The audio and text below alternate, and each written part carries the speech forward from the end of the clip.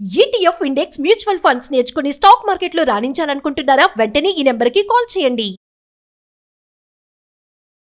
నమస్తే, నేను Keshav. Welcome to Suman TV. America ఆర్థిక సంక్షోభంలోకి వెళ్ళిపోతుందా? ప్రభుత్వాన్ని నిర్వహించడానికి కావాల్సినటువంటి ధనాన్ని ఇచ్చే స్థితిలో ట్రంప్ ప్రభుత్వం లేదా? దీనికి కారణాలు ఏంటి విశ్లేషించే ప్రయత్నం చేద్దాం. మనతో పాటు అమెరికా నుంచి లైవ్ లో జాయిన్ అవుతున్నారు సాయి శ్రీనివాస్ భూమిరెడ్డి గారు, లా రీసెర్చర్, అలానే American affairs expert. Sai Srinivas గారు నమస్తే.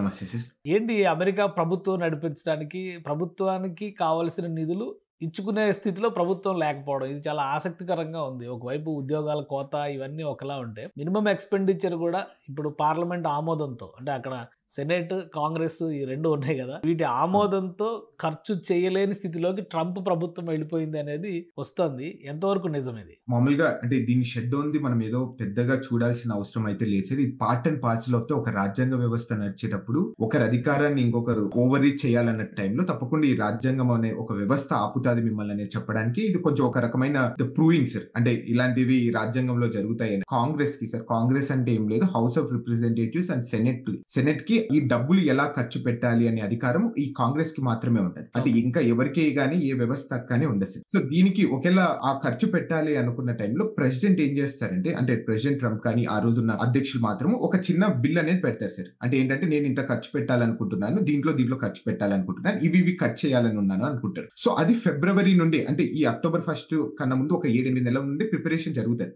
అంటే బడ్జెట్ అనేది ఎలా ప్రిపేర్ చేయాలి, ఎవరికి మనం కోతలు విధించవచ్చు, ఎలా ఈ బడ్జెట్ అలొకేట్ చేయాలి అనమాట. సో ఇది దీని తర్వాత కాంగ్రెస్ లో పెడతారు సార్. కాంగ్రెస్ ఏంటంటే, కాంగ్రెస్ లో ఆమోదించకపోయినా ఒక అనా పైసా కూడా ఖర్చు పెట్టడానికి ఇది ఉండదు సార్. దాని ద్వారానే ఈ రోజు మనకు షట్ డౌన్ అనేది వచ్చింది. ఓకే. సో అసలు ఈ బిల్లు పాస్ కాకపోవడానికి రీజన్ ఏంటి? ఎందుకంటే ఇప్పుడు ఎగువ సభ దిగువ సభ చూస్తే మీరు అన్నట్టుగా కాంగ్రెస్లో క్లియర్ మెజారిటీ ఉంది కాబట్టి ట్రంప్ అధికారంలో ఉన్నారు అని స్పష్టంగా కనిపిస్తుంది. అలానే ఎగువ సభలో కూడా, సెనేట్లో కూడా రిపబ్లికన్స్కి మెజారిటీ ఉంది అని మనం రాష్ట్ర ప్రెసిడెంట్ ఎలక్షన్స్ రిజల్ట్స్ సందర్భంలోనే మనకు అర్థమైపోయింది. కానీ ఇప్పుడు బిల్లు పాస్ కాకుండా అడ్డుకుంటున్నది ఎవరు? ఎందుకు దాన్ని పాస్ చేయించుకోలేని స్థితిలోకి, ప్రపంచ దేశాలను కమాండ్ చేస్తున్న ట్రంప్ బిల్లు పాస్ చేయించుకోలేని స్థితిలోకి ఎందుకు వెళ్ళారు? సార్, ప్రపంచ దేశాన్ని ఏమన్నా కమాండ్ చేయడానికి కానీ, అంటే సో ఎక్కడే కానీ రూల్స్ రెగ్యులేషన్స్ లేవు కాబట్టి హీ కెన్ కమాండ్ ఏమో సార్. కానీ అంటే ఒక సొసైటీలో వర్క్ చేసేప్పుడు, అంటే ఆ రాజ్యాంగ వ్యవస్థ ద్వారా ఆ ప్రెసిడెంట్ అనే ఒక అధికారాన్ని తను చేజిక్కున్నాడు కాబట్టి, సో తప్పకుండా రాజ్యాంగ విలువలతోనే తను వర్క్ చేస్తాడు సార్. అందుకే అతను పాస్ చేసుకోలేకపోయారైతే నా ఒపీనియన్. అండ్ వన్ థింగ్ ఏంటంటే, so there are 2 reasons sir ఎందుకు ఈ బిల్ పాస్ కాలేదు, ఎందుకు అగ్రిమెంట్ రాలేకపోతుంది రిపబ్లికన్స్ కి డెమోక్రాట్స్ కంటే. సింపుల్ రీజన్ ఏంటంటే, సో ట్రంప్ అధికారంకి వచ్చిన తర్వాత ఈ మెడికేర్, ఒబామా కేర్ అనేది మనం ఎక్కువ చాలా సార్లు వినిటాం. సో దీంట్లో కట్స్ చేయాలి, ఈ సబ్సిడీస్ అనేది రిమూవ్ చేయాలి, దీంట్లో ఎక్కువ దీనికే స్పెండ్ చేస్తున్నాము, లేకపోతే దీంట్లో ఏదో చిన్న లూప్ హోల్స్ అనేది ఉన్నాయని తను ఎప్పటి నుండో క్లెయిమ్ చేస్తున్నారు. సో ఈ బడ్జెట్ లో ఏం చేశారంటే, ఆ 2 కోతలు అనేది విధించడం జరిగింది. కంప్లీట్ గా ఆ 2 పదాలని రిమూవ్ చేశారు, చాలా వరకు తగ్గిస్తా రావడం జరిగింది ఈ హెల్త్ కేర్ దానికి. అప్పుడు దీనికి డెమోక్రాట్స్ ఏమంటున్నారంటే, డెమోక్రాట్స్ $1 ట్రిలియన్ ఈ ఒబామా కేర్ ఇట్లనే మెడికేర్ కి డబ్బులు ఇవ్వండి, మేము ఈ బిల్ ని ఓకే చేస్తాం అంటున్నారు. సో కానీ ట్రంప్ అడ్మినిస్ట్రేషన్ మాకు అది అవసరం లేదు, దీని ద్వారా అంటే ఈ హెల్త్ ఇష్యూస్ అనేది మళ్ళీ దాని గురించి మనం మాట్లాడుకుందాము, ఇప్పుడు మాత్రం ప్రస్తుతానికి మాత్రం ఈ బిల్ అనేది పాస్ చేయండి అంటే దాంట్లో డిసగ్రిమెంట్ అనేది జరిగింది. సో దీంట్లో ఫస్ట్ ఏమైందంటే, హౌస్ ఆఫ్ రిప్రజెంటేటివ్స్ లో ఒక చిన్న బిల్ పెట్టడం జరిగింది. అంటే కంటిన్యూయింగ్ రెజల్యూషన్ అంటారు. కంటిన్యూయింగ్ రెజల్యూషన్ అంటే ఈ మనం ఇంకా ఫుల్ అగ్రిమెంట్ కి రాలేదు కాబట్టి బడ్జెట్ లో మనం ప్రస్తుతానికి 9 వారాలు సరిపోయే నిధుల కోసం మనం ఫస్ట్ తాత్కాలికమైన బడ్జెట్ పెడదాము, దీని తర్వాత మనం డిస్కస్ చేద్దామని చెప్పడం జరిగింది. సో దానిలో కూడా విభేదించడం జరిగింది వీళ్ళు.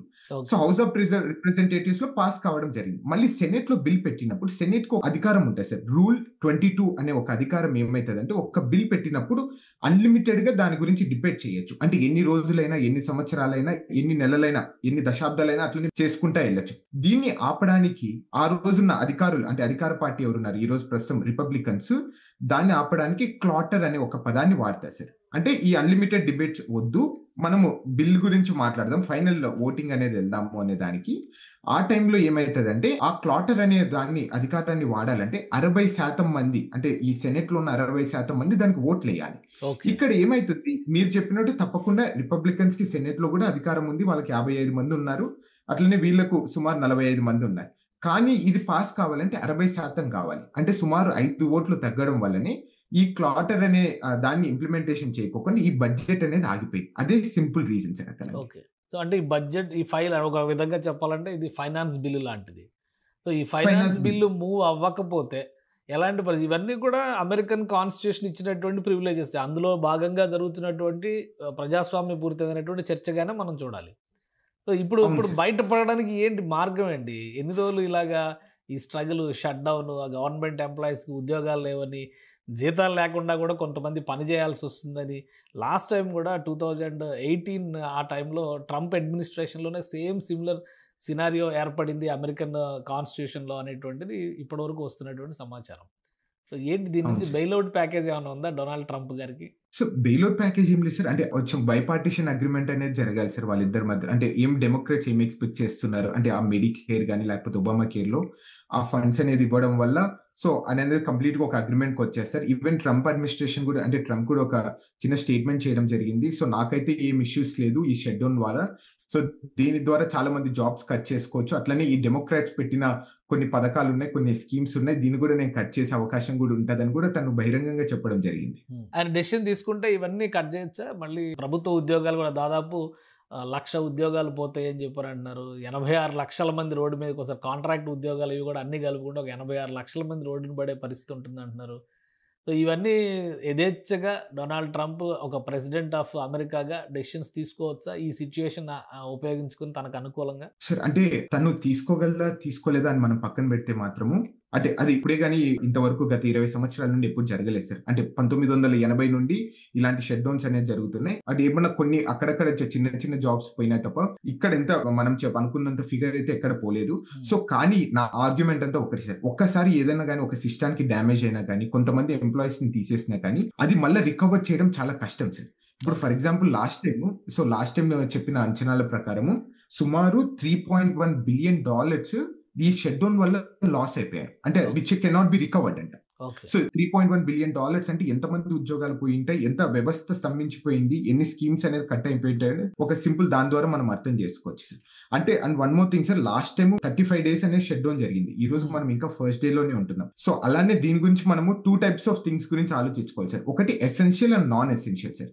ఎసెన్షియల్ వాళ్ళకు మనం అనుకున్న విధంగా ఎక్కడే కానీ ఎఫెక్ట్ కాదు సార్. అంటే ఫర్ ఎగ్జాంపుల్ ఆర్మీ కానీ, సో లేకపోతే ఇక్కడ పోలీస్ వ్యవస్థ కానీ, సో లేకపోతే వైట్ హౌస్ లో ఉన్న వర్క్ ఫోర్స్ కానీ, ఇవన్నీ అలానే నడుస్తాయి సార్. కానీ నాన్ ఎసెన్షియల్ ఉంటాయి కదా సార్. ఇప్పుడు డిపార్ట్మెంట్ ఆఫ్ ఎడ్యుకేషన్ కానీ, లేకపోతే చిన్న చిన్న కోర్ట్స్ కానీ, అట్లనే నార్మల్ గా ఈ వీసా ప్రాసెసింగ్ కానీ, ఇవన్నీ ఎఫెక్ట్ అయిపోతాయి సార్. సో వాళ్ళకు తప్పకుండా మీరు అన్నట్టు వాళ్ళకు ఉద్యోగాలు పోయే ఛాన్స్ ఉంటుంది. అట్లనే జీతభత్యాలు కూడా వాళ్ళకు రిటర్న్ తీసుకోకపోవచ్చు కూడా సార్ దాని ద్వారా. ఇప్పుడున్న సినారియోలో లాస్ట్ టైం లాగా 30 రోజులు అంటే నెల రోజులు 2 నెలలు నడిచే అవకాశం ఉందా, లేదా ఒక కాంప్రమైజ్కి వచ్చేటువంటి ఛాన్సెస్ ఏమైనా ఉన్నాయా Democrats and Republicans? So usual గా అంటే ఇప్పుడు ప్రస్తుతం పరిస్థితులు అయితే ఈ రోజు మనం చూసుకునే విధంగా అయితే ఎక్కడ కానీ కాంప్రమైజ్ కి వెళ్ళే అవకాశం అయితే కనపరావడం లేదు సార్. అంటే ట్రంప్ అడ్మినిస్ట్రేషన్ ఏం చెప్తున్నారంటే ఈ మెడికేర్, ఒబామా కేర్ అనేది కంప్లీట్ గా డిఫరెంట్ ఇష్యూ. దాని గురించి మనం సపరేట్ గా మాట్లాడదాము. ఇది ఎందుకు మీరు దీంట్లో మిక్స్ చేసి ఈ ఫండింగ్ దాంట్లో మాట్లాడుతున్నారు అని తను క్లెయిమ్ చేస్తున్నారు. సో కానీ డెమోక్రాట్స్ ఏమంటున్నారంటే ఇది ఒబామా కేర్ కానీ మెడికేర్ తీయడం వల్ల కొన్ని లక్షల మంది అమెరికన్ ఫ్యామిలీస్ అనేది స్తంభించిపోతాయి. చాలా మంది హెల్త్ కేర్ సర్వీసెస్ అనేది తీసుకోలేరు అనేది వాళ్ళు ఆర్గ్యూ చేస్తున్నారు. అంటే ఇది కూడా వన్ ఆఫ్ ద ఎసెన్షియల్ కమోడిటీగా మీరు ఆలోచించుకొని దీనికి కూడా ఫండ్స్ ఇవ్వండి అనేది వాళ్ళు చెప్తున్నారు.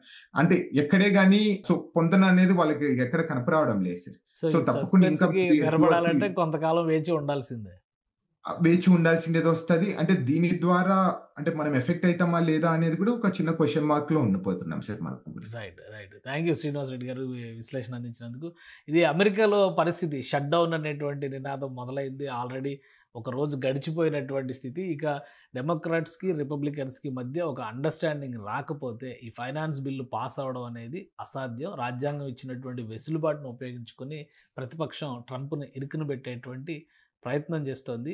ఈ షట్ డౌన్ కంటిన్యూ అయితే అమెరికా పైన తీవ్ర భారం పడేటువంటి అవకాశం, ముఖ్యంగా సామాన్య అమెరికన్లు ఎవరైతే పదే డొనాల్డ్ ట్రంప్ అడ్మినిస్ట్రేషన్ చెప్తుందో ఆ సామాన్య అమెరికన్లే నలిగిపోయేటువంటి పరిస్థితి ఉంటుందని సాయి శ్రీనివాస్ రెడ్డి గారు విశ్లేషిస్తున్నారు. ఇది స్పెషల్ డిస్కషన్. Keep watching.